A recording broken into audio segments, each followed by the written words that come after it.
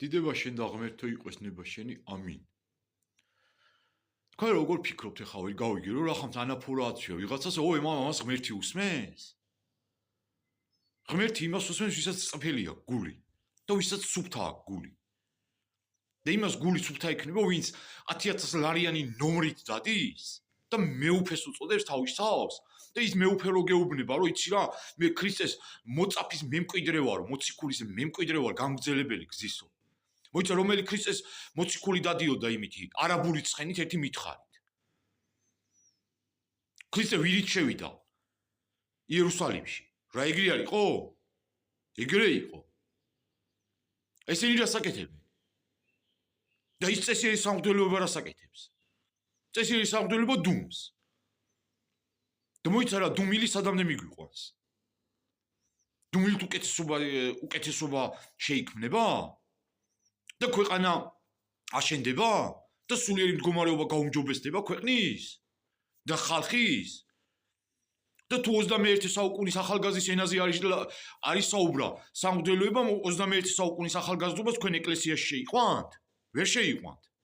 არ შემოვლენ და არ შემოდიან. ეგრე არ არის? ტაძრებით არის სავსე ქვეყანა. ტაძრებში ხალხი არ არის. მითხარი აზრი მაგ ტაძრის. ქონის. ან იმ ხატების ქონის აზრი მითხარი, რომელიც ოქრო ვერცხლი და ბრილიანტები და რავი, საფირონის თოვლებით და რეებით არა გაქვს შეჭიდული. აზრი მითხარი. თუ ხალხი შიმშილით წყდება და პურის ფული არა აქვს. და მეზობლის იმაზია, რა ქვია, მოლოდინზია, როდის ვინ რა ლუკმას გადაუგდებს. რო აი იქნება შეჭამოს. და ნაგვის ყუთში იქექება ერი. და ეს არის ნორმალური მდგომარეობა. და მოგწონთ ეს თქვენ, ნორმალურ სამღვდელოებასთან მაქვს საუბარი.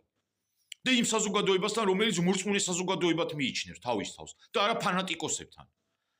იმიტომ რომ აშკარად ფანატიზმამდე მივიდა მდგომარეობა ქვეყნის, სასულიერო.